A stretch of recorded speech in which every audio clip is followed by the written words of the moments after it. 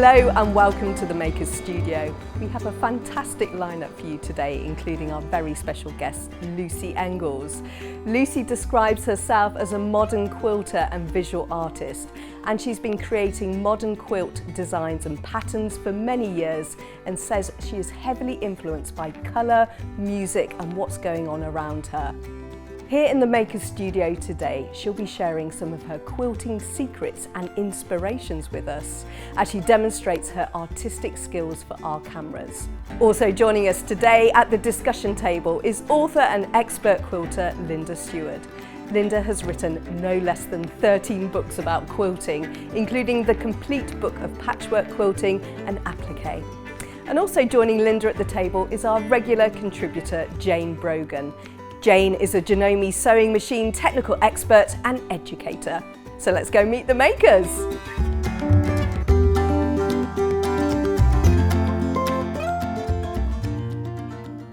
So we're here in the very colourful Makers Studio and let's meet some of our makers, Jane, Linda and Lucy. How are we all? Excellent. Great. Looking very colourful as well.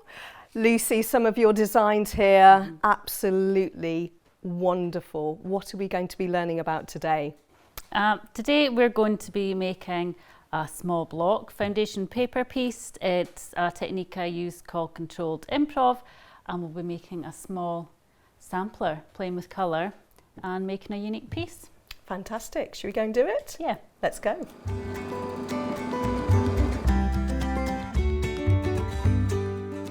So we're all ready and we're set up to go with our demonstration. So Lucy, just remind us once again what you're going to be doing. So we're going to be making a small block using foundation paper piecing, controlled improv technique, and you can use those blocks to make a smaller quilt, large quilt, whatever, play with colour, put them together and just see where it takes you. So your process is cutting, sewing, pressing. Yes. In that order. Yes. Don't mix it up.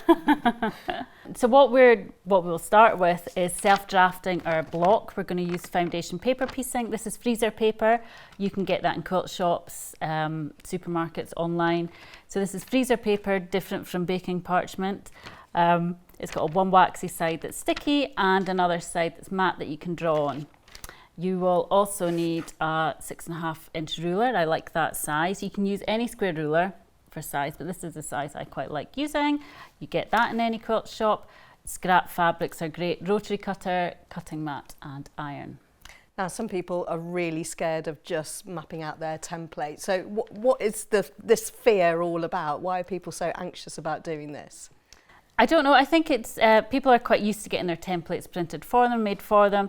And actually, once you have a square block, square piece of square template, you can do any shape in foundation paper piecing, any shapes, and they'll go together because you've got this square foundation, if you like.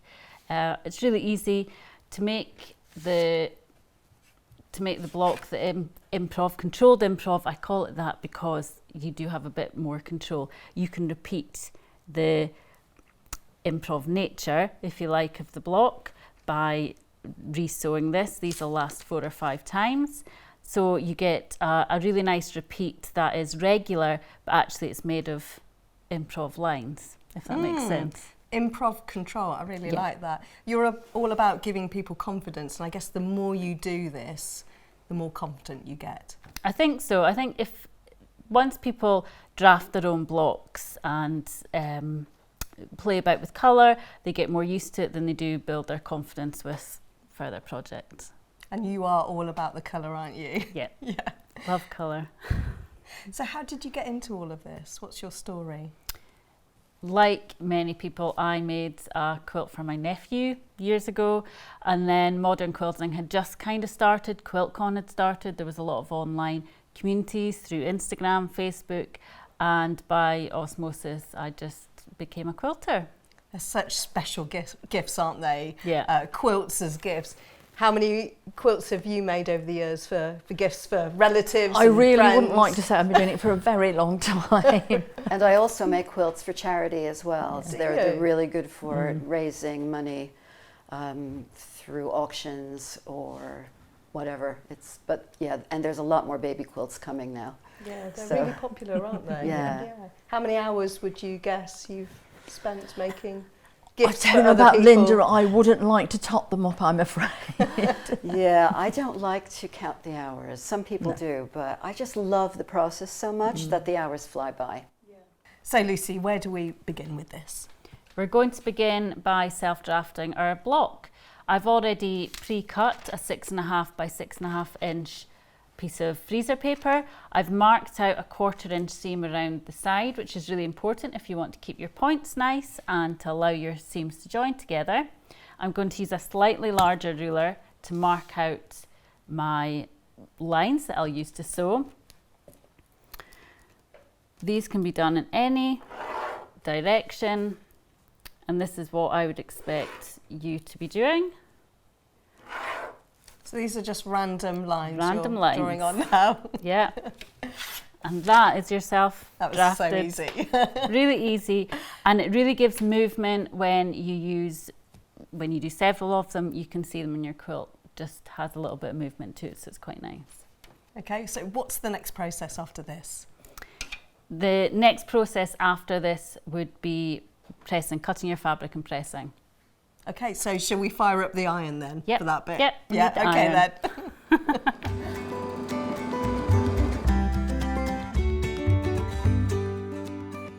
And to the next stage. So Lucy has chosen her fabric. We're going for orange and black. We've cut the template out here and the iron's all ready to go. So what's next? Before we start ironing and pressing our fabric to the freezer paper, make sure you fold along the creases. This will make it much easier when you're cutting your seam. Oh, that's a great little tip. So fold your creases. Again, they don't have to be exact because this is improv technically. So I've folded along the creases, and I'm going to take my first fabric, which will be the first outside. I've got a nice straight edge. Lay my fabric down, and I like to start by pressing the first triangle, waxy side down. Use your iron with no steam, and I'm just going to press lightly on the freezer paper, and that'll stick. And this is where your fold comes in handy. You're going to fold back and cut a 1/4 inch seam along here. So taking your ruler, that's a 1/4 inch seam mark. Oh. And your rotary cutter. Just cut along. And that's your first piece stuck to your template. So we're going to sew our first sewn stitched line right along the side of your paper, but you need to have your second piece of fabric which will fold over to make your second triangle, and it's one of these things that makes sense once you've done it. Once I'll trust you on that. Once you've seen it and done it, it does make sense. And you deciding the first piece is going to be orange, that's completely random then? Yep, well, I'm doing orange and black. And if you look at this, the orange is going to be where the white is in this block, and then the black will be the spikes. So holding your freezer paper back, you can use pens, I just hold them together. You've got two nice straight lines. When you flip this over, you will have enough fabric to cover, which is quite important. Together, line them up in your machine. I'm using an HP foot. 50 weight Orifol thread, which is a nice thread, just everyday thread, and a blue needle, which is You're nice. a fan, aren't you, of the blue needle? For piecing, I love it. It's really good. So what is it about this needle that you like so much? It's just fine and sharp, Fine and sharp. which is what you need for It's piecing. got it all. Do you find, could I just a minute, do you like using the HP foot and plate for all your piecing? Is that one you Yeah. go to? Yeah, Yeah. because they can be really accurate. Yeah, I find it's a really nice tight 1/4 inch seam, really nice.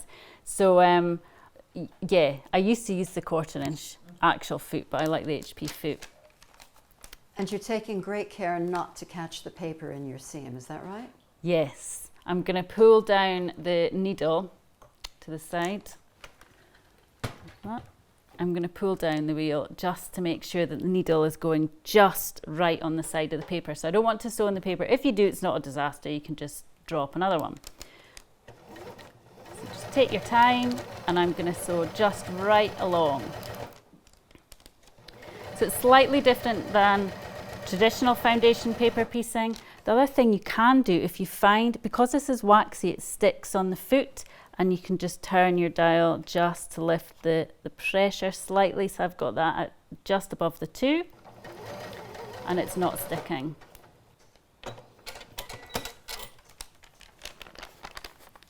So this is where you want to fold. We're going to press again. It's a wee bit fiddly. But you make it look so easy, Lucy, to be fair. You just have to keep everything. So that's it folded back. I'm going to use the iron, press again.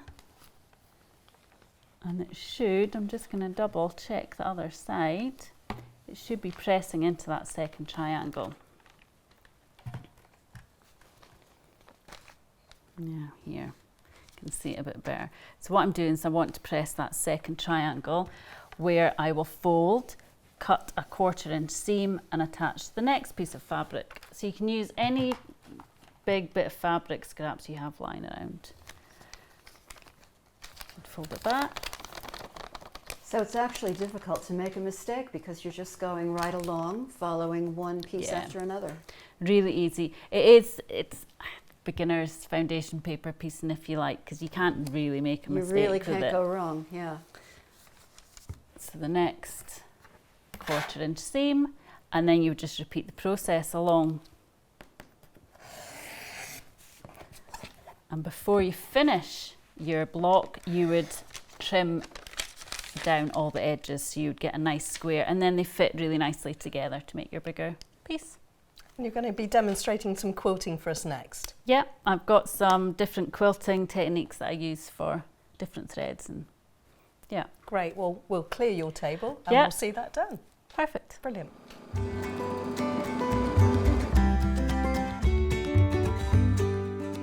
As they say on a very well-known children's programme, here's one that Lucy made earlier. You're going to be demonstrating some quilting for us now then. Yeah, I like to use different weights of thread for quilting and use different colours to accentuate the pattern. And I just wanted to demonstrate how I change over my machine, use a kind of heavier thread that you might normally not use for quilting, and just how I start and stop. I see you're using a walking foot. Yes, using a walking foot, it keeps all the layers of fabric moving at the same time. Could I just ask you about your needle? Which needle do you prefer for when you're doing the quilt with the heavier thread, because you need a larger needle? Yeah, I've changed it to a purple needle. This is a 12 weight thread, so it is heavier. Yeah. And yeah, So you've got the purple tip needle in there. Purple tip needle, yeah. Yeah. And obviously, again, another thing I find with that is the thread is too heavy to use with the needle threader as well sometimes, so I tend to thread by hand. Yeah, you have to thread it by hand. You have to be able to see the hole. Yeah. Yeah, so just, I quite like to follow the shapes, whatever piecing design that I have pieced. So to begin with, I lower the needle right to exactly where I want it to start. I've got a nice tail, and then I will use the round dot lock stitch, lock to begin with. I've also, the stitch length, I use a 3.5 on here. I change the stitch length. So along to exactly where I want to stop, use the lock. In fact, I've gone slightly beyond, so I'm just going to pull that back up, lift the walking foot, readjust, pop the needle back down so it's exactly where I want it, press the lock stitch again, lock, lift your needle up, and then pull out gently, and with scissors, I'll use my rotary cutter, I'll just slice it, and I will sew in those ends afterwards, but I like to lock either end, and it just gives you that really nice quilted line. Well, Lucy, thank you very much for demonstrating your quilting techniques there. Let's go back to the discussion table and see what our experts think about it all.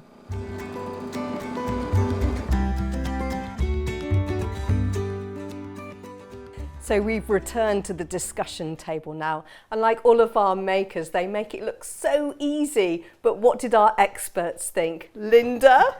Well, first of all, I love how such a simple block can look so complex when you put so many together. It's really, really fun and beautiful. Thank you very much for that. My question is, you've got a lot of thread ends here. How do you finish them off? I do them similar to you would hand quilting. You use a big needle and pull the thread through from the back, and then you just bury your threads within the quilt sandwich.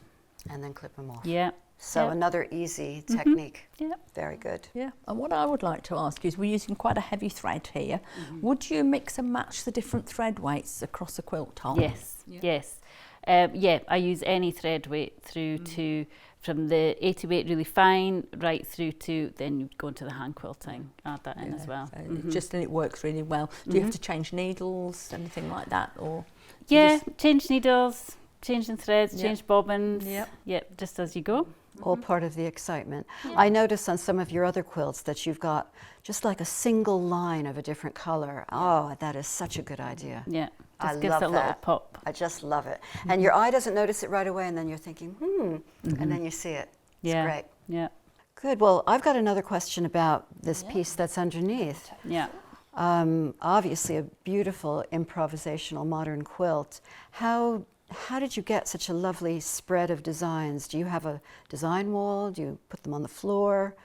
Do you just like throw them together any which way? Yeah, because it's 100 blocks, this is a 100-day project as well. I've done a couple before. This one is actually as it was laid out. Each day I made a different block and it went on the wall. So as the quilt was growing on the wall, I adjusted my designs. And then maybe added a few spots here and there just to balance the colour. Oh, okay, so you thought, okay, I need a circle here, I'm going to do that today. Yeah.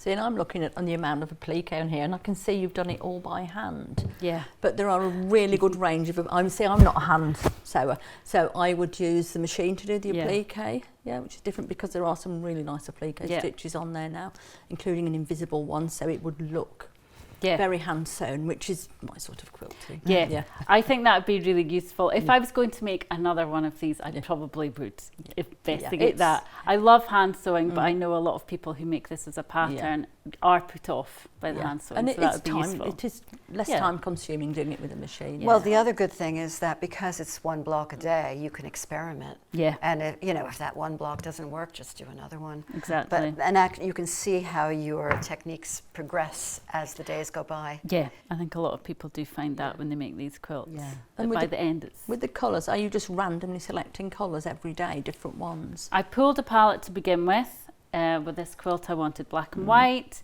I knew I wanted to add the green, so I just pulled the palette and then mix and match as I went. As you go along, just think, will that go with that, and then just take it from there. Yeah. Jane and Linda, after seeing Lucy's demonstration today, is there anything that you would do differently moving forward? With me personally, I would use the machine for applique. That's the only different thing I would do. Well, I have tried the freezer paper method, but mine was much more complex. I like what you do. Simple. Keep it simple. Absolutely. No, I'm definitely going to try that. Yeah, and it's great with the freezer paper because you can use it several times before the wax disappears, so you can just take it off carefully and reuse it. I think Lucy just made it really, really easy, or look really easy, but practice, you've got to keep doing this, haven't you? Just practice. Yeah.